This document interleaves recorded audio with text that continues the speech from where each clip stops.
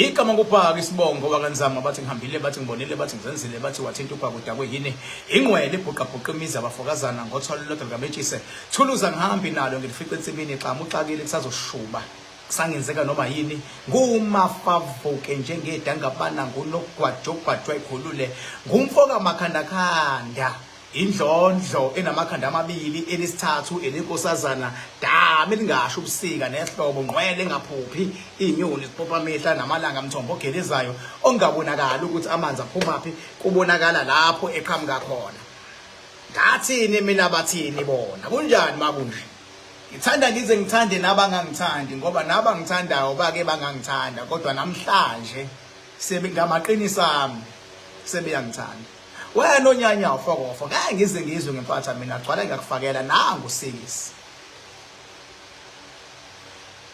lo mhlaba esiphila kuona awuyona lento abantu abacabanga ukuthi uyiyo. This is something else. I wish and I pray ukube ngangcono ukuba lento ye spirituality iyafundwa esikoleni ngoba bakhona abafowethu abahlakaniphile kepha basebeshoda ngolwazi lwakamoya because lujulile olwakamoya lujulile. Sometimes mawukhuluma indaba zakamoya umuntu engak understand ingakho kuthiwa azixoxwa kakhulu kodwa uyenza noma uyasho mase kuyenzeka.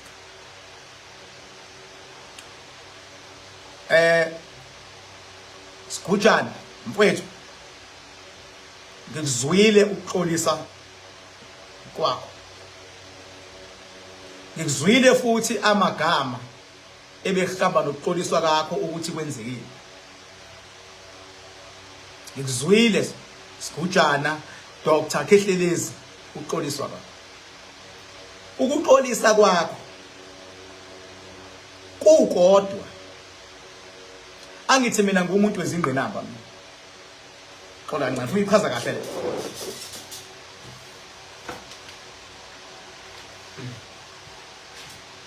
ichaza kahle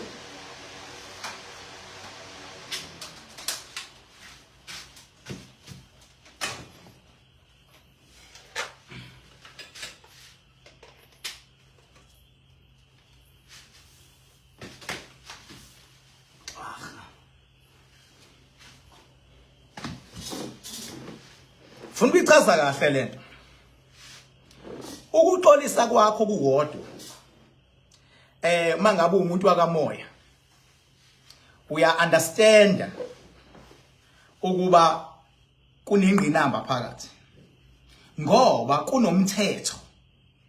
kunomthetho wakamoya othi awulwi nento engalwi. Uyabona njengoba uapplyele umthetho wokuzehlisa kunengqinamba enqobile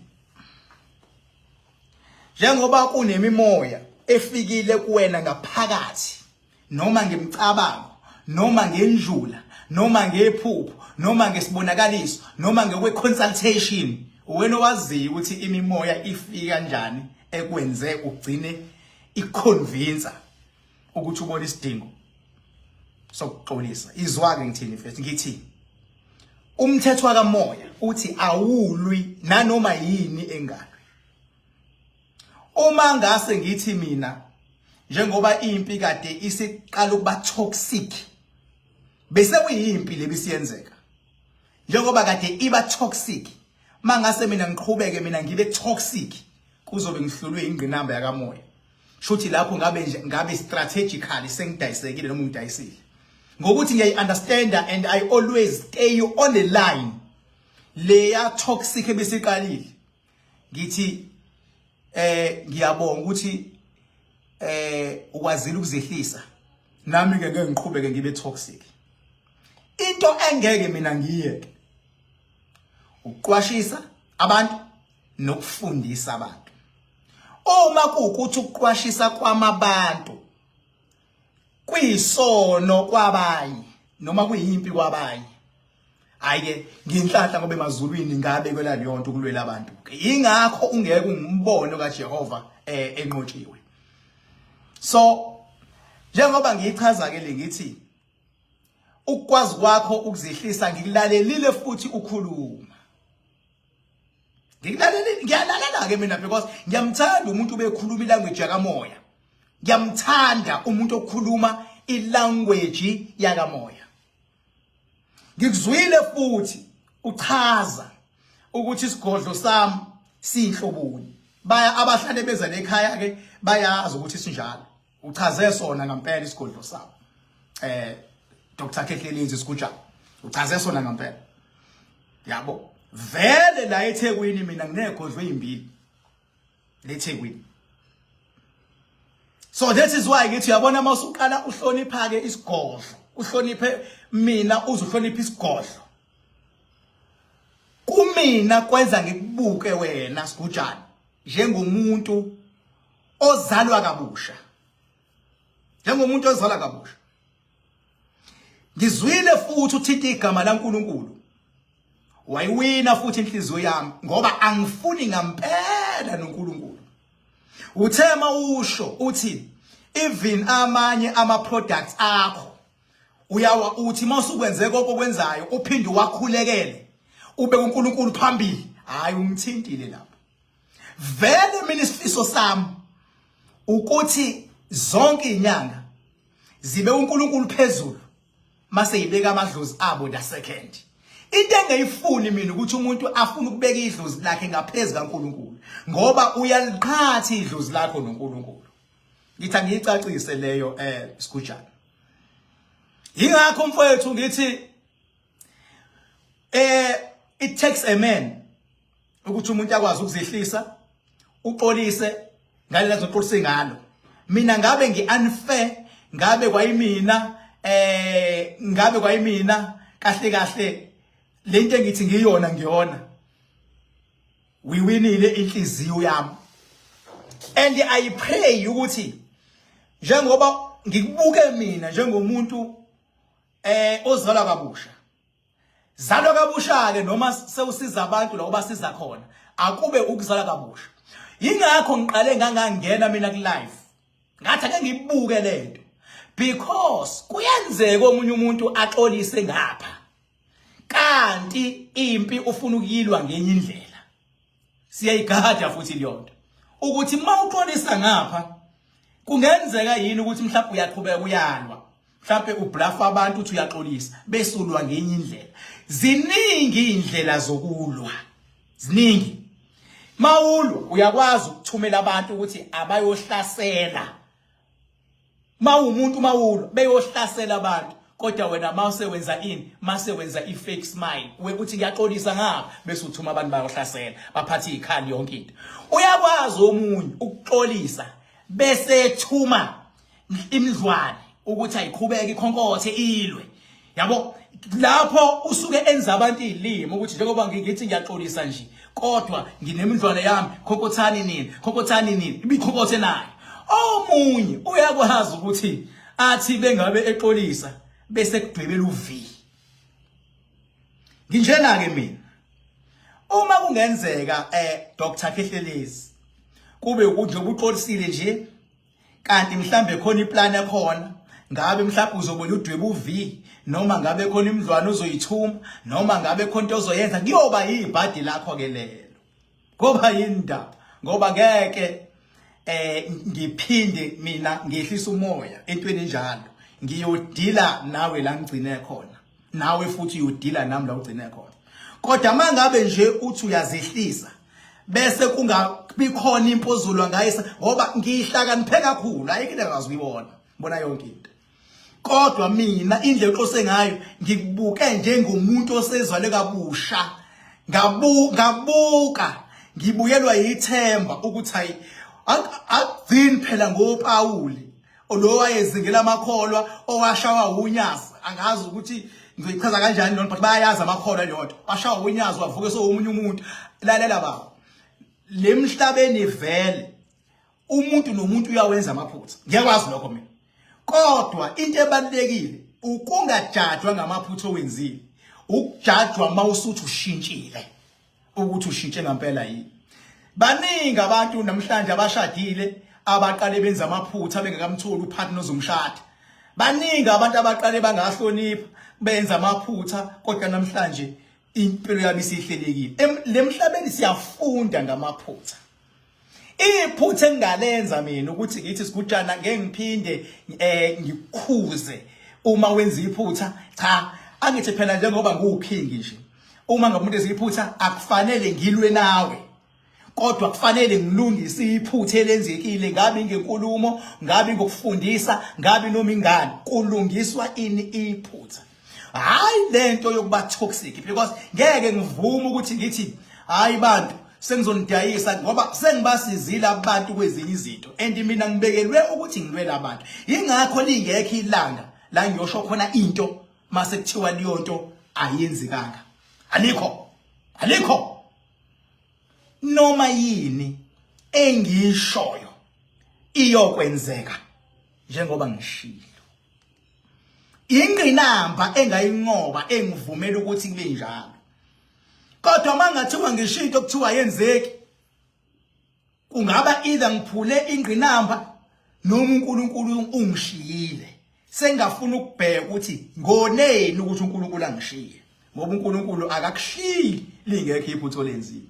Ngoba uNkulunkulu akazwani into engalungile. Ingakho ngithi mfethu lapho ukhona indlela okhulume ngayo ngikuthande nakuba uyibeke ngendlela yakho le.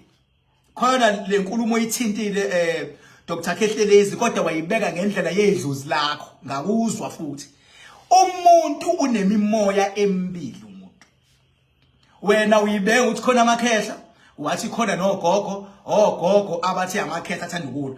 Ngithi mina ke umuntu unemimoya emibili. Khona umoya olwayo mase kuba umoya wokuthula.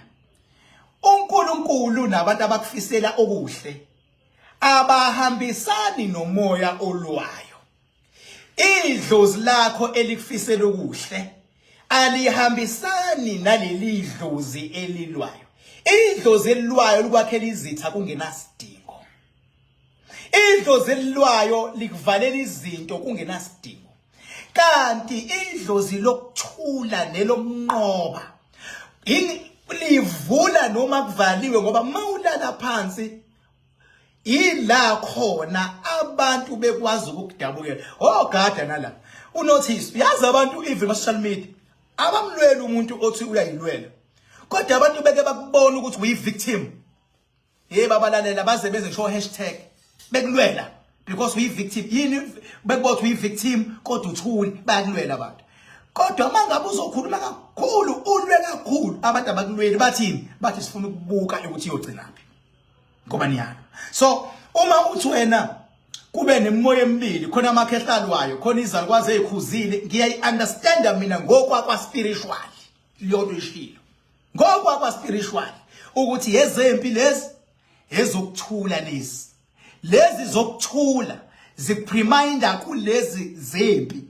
Ingakho ngithi lezi othi zivukile zokuthula yizona engenza ngithi I suspect ukuthi ngathi ufuna ukuzalwa kabusha noma usuzalwe kabusha. Ungiphakamisa lezi mase kuba uNkulunkulu ngoba lezi ezithi hlasela ezithi sebenzisa abantu ukuthi abakulwele yilezi zempi lezo.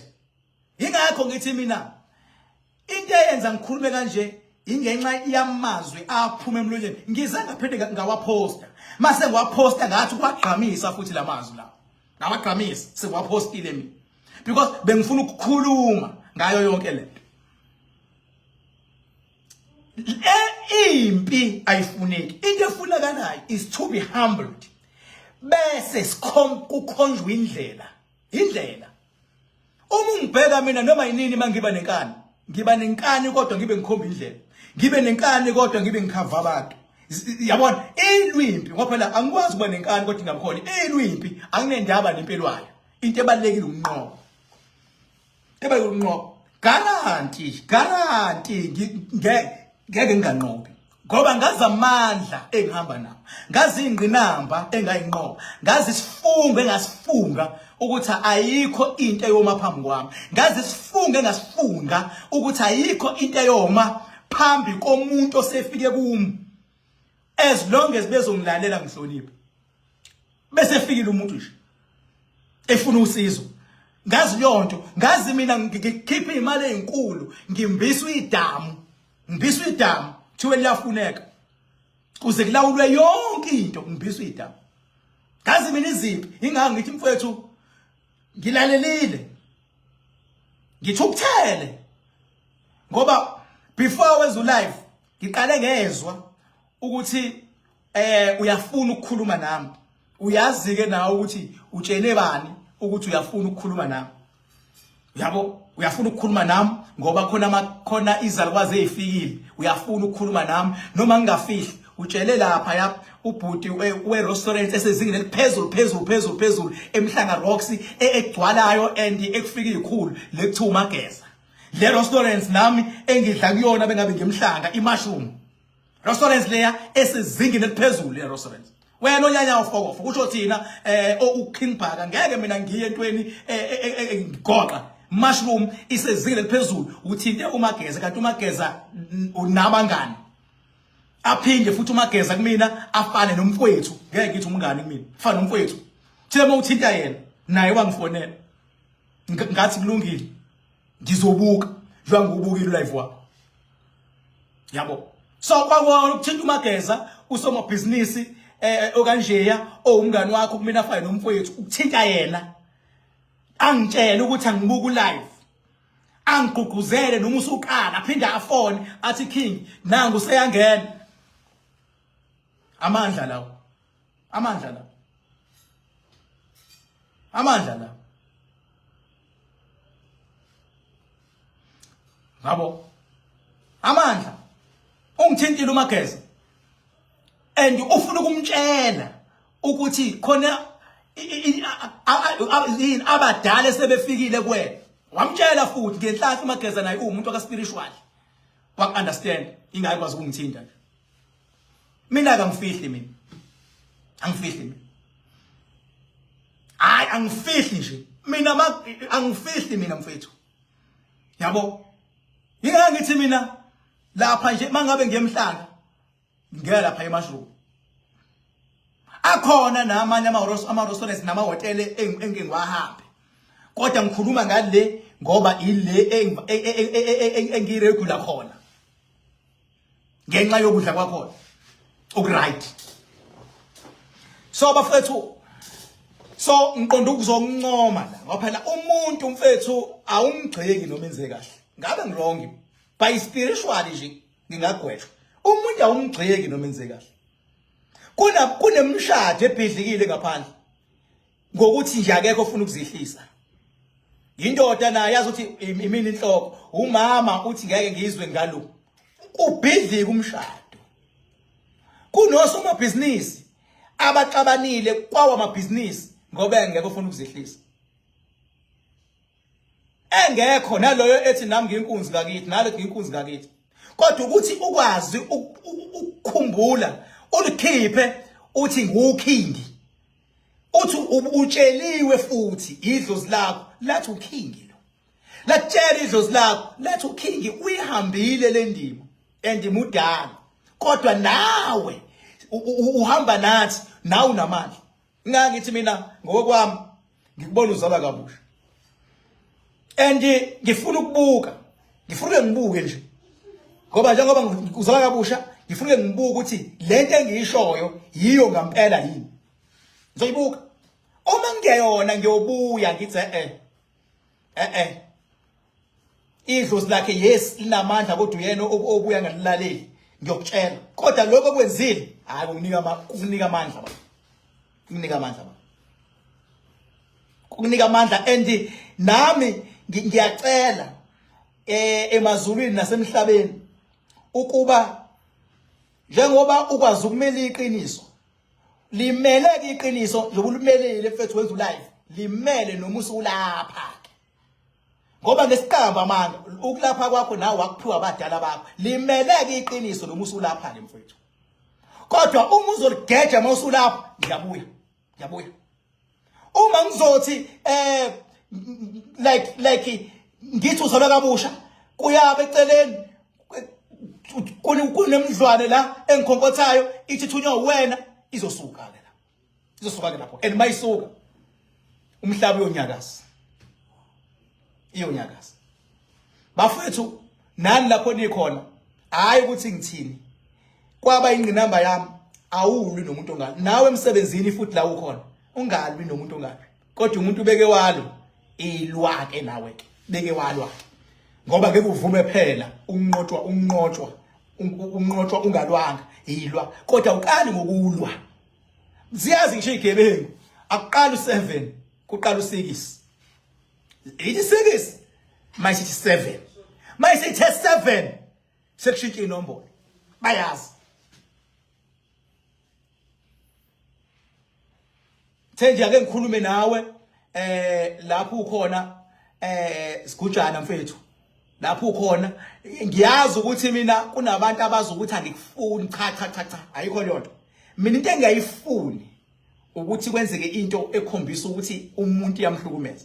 Kodwa indlela ekhulume ngayo abantu bayijabulelile kakhulu. Bayijabulele abantu. Akuyona into engathi mina ngizobhosta ngayo ngithi ya uxolisile cha ifuna ngibe humbled ke le. Humbled le. Ngoba manje akuseyona ke yomuntu sekasemazulwini awulwi lento engaka. Phinde futhi ngisho ngithi njengamanje ke seqala ke manje nami ke manje ngizosebenza ngezinga eliphezulu. Idamu livuleke kakhulu manje bayalazi ke abantu mabefikile bebesabe ngisho ungena bethi awu idamu elikhulu kangaka lalela livulekile kakhulu manje. Kakhulu manje. Iskavetha sesihlale 2 weeks lapho. Siloku sisebenzile nje. Sidla 10,000 a day. Namanje futhi sisasebenza. Sasebenza. Funa nje makushaya uDecember. Njengoba siyobe sihlangene lapha ya 31 December siyobe sihlangene kumnandi kunje abantu bephethe ama camp chairs abo. Uyobubona ukuthi kobe kuzakala. Ngizonishuthela masengile. Nesitezi lesengisakhe sangweni sesiphelile sekusele interior ngizongikhombisa sona. Isitezi lesi engisakhe enzansi naso siphelile sekusele interior design. Isitezi lesi esinye sivukayo khona sesithathu ke manje sivukayo isitezi angiyibali lezinye izindlu khona sesi3 isitezi esivukayo kuyoshaya uDecember sesiphelile naso. Yabo ngikwanakele nami angizenzeli ngiholwa ipower ukuthi angenzini. Ngiholwa ipower. Ngiholwa amandla. And ipower ibeka abantu phambili. And ngiyacela sigujana mfethu wangitshela ngithi ngibona ukuzalwa kabusha. Ngiyacela na ubeka abantu phambili. Beka abantu phambili. Uyokubona kuhle nomusa kuyokulandela. And mangathiwa zonke ke inyanga zikhuluma ilanguage yokuthi akubekwa abantu phambili. Umuntu angabeki into ayifunayo acabanga ukuthi umuntu uyitarget. Na into engayifuni mina. Into engayifuni. Ingakho mawuthi uyangizwa ingoba ngisensa ukuthi kunokuzalwa kabusha. Yabona azasho yena athi izinto engikhulumayo zama fact bese didiswa ukuthi why ngishaya inyanga. Cha, ngiyakuphendula lapho. Angishaya inyanga. Ngisuke ngivikela abantu ukuthi awenze u1 no2 no3. Uma kuthiwa kunento ekuthiwa ukuthi ayikho liyonto angishaya inyanga ngivikela umuntu. Uma kukhona othi yena uyayenza lento ngithi ayikho akayiproveke ukuze benzeni abantu bese iprovile khona mabefuna leyo nto abantu bonke bezoya kuyena. Angithi wangizwa ngathini mina? Ngathi mina undodana lapha ya untando umhlongo lo kade eniscrotum lapha ngathi ayikho inyanga ezamlapha. Mawucabanga ukulwa nezinyanga lokho noma ukwenza ukuthi untando asinde ngathi ayikho inyanga ezamlapha. Ngaze ngathi including me myself. Into mina engizowina ngayo is because ngiyabona ukuthi kwenzakalani. Ngaze ngathi ngibona lento eyithathe kumuntu wesifazane kodwa iyayisiza ezinyo eqale yamudla umzimba wonke. Yasiyostaka lapha. Ngaze ngasho ngathi kunento ewujeli like lapha ya. ewujeli like ngabe sengithi there is no way ukuthi khona umuntu wesizulu osangayenza ifinyele liyanto. There is no way. Ngiyalwa inenyanga la. Ngathi yebo uzosinda, ngathi kodwa usizo lakhe uzolithola esibhedlela. Ngobani esibhedlela bazokwazi ukumhlinza. Kodwa lento elwayo imini uzokwazi ukuyithulisa ke. Ngoba yinda kade ihamba nazo ibhedlela. Kodwa kungalungi zivele avela phuma esediniwe ngoba yinda kakuvele kuvuke lento le. Ngizoyilalisa lento. Uzothi beye esibhedlela, uzofika kuthola usizo. Guess what?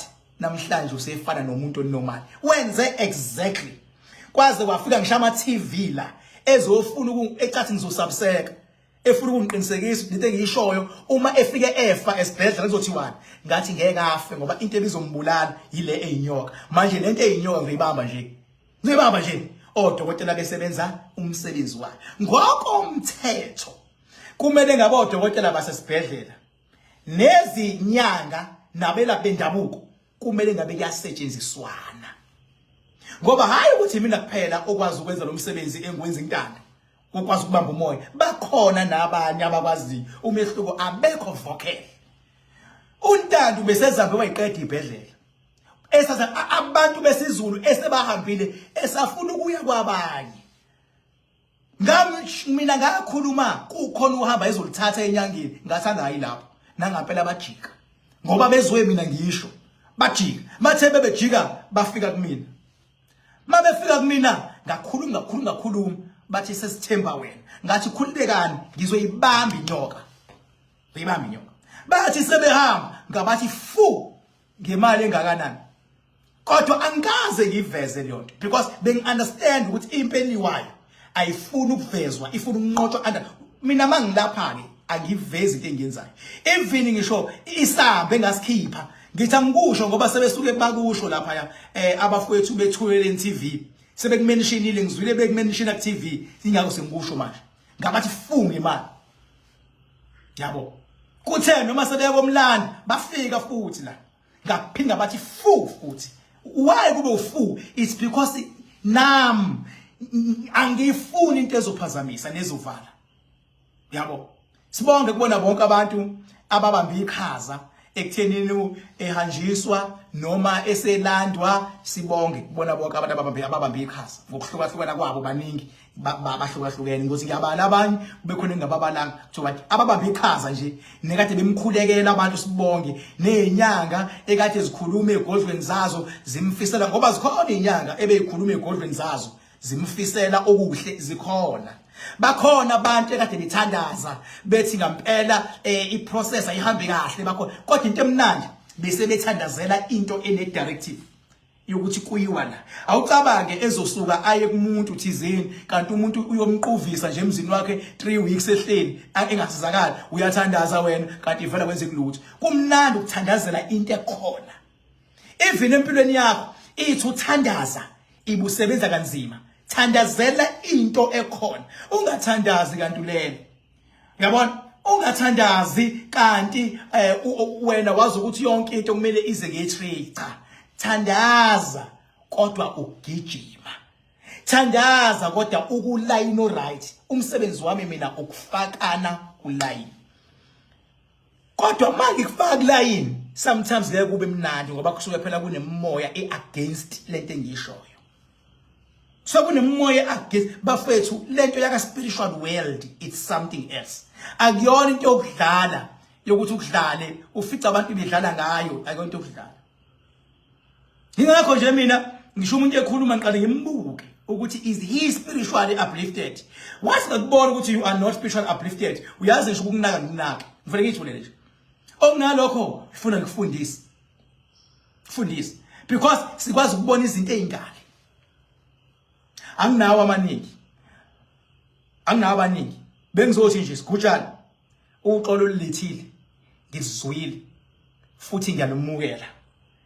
Isicelo sami ke sithi akusetshenzwe ke manje kusizwa abantu ngokuyiqiniso ngoba ngine belief yokuthi uzelwe kabusha ne belief ngizwile kodwa ke ungangiprova ke wrong. Ngangiprova wrong. Mawungiprove wrong futhi ngiyobuye ngibatshela abantu wrong ukuthi hayi lalela into engangisho ayikho ngoba ngiyasho angisho ukuthi ngingena esigodlweni ngithi mina mangikubuka ukhuluma khona into engizwayo ukuthi kunokuzalwa kabusha khona cha inamba yami ithi 0798130260 ngiyacela bandla nazi angikhulumi kuma inbox mina kuma inbox wonke Facebook YouTube banibani TikTok angikhulumi ma inbox waniswa nomuntu othi ukhi uMbhaka ungazange ungifonele ku 0798130260 okwazi angimina loyo wathi nje kwangaba u 0798130260 waphatheni inamba wathi mina akumina loyo iscam uNkulunkulu anibusise emakhaya uNkulunkulu anikhusele amadlo zenu anilwele nawo futhi aqine ngoba kuyenza likulwela idlozi kanti lithi likulwela wena ubulidayisa liyakulwela idlozi uyalidayisa wena alithi likulwela idlozi wena iba semgqini wena uzonqoba lapho ngitholakala ngolosithathu nangomgqibelo ngicela kanje ngicela bandla amawuza kumina ungaze ulokhu ufona uthi wenze appointment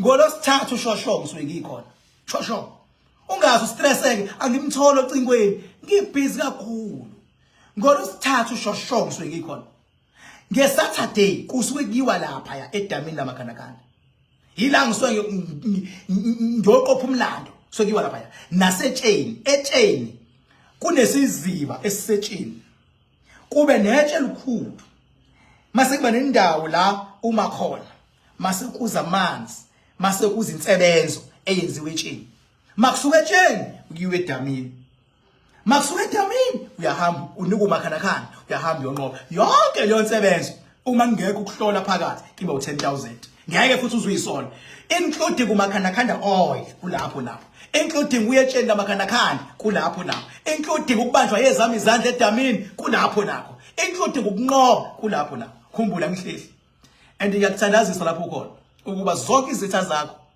uNkulunkulu akunqobele zona ungayinqobi ngokulwa kodwa uyayinqoba ngokwehlisa umoya bese uhlala emgqeni uhlale kule channel konke kuzonqotshwa bye bye.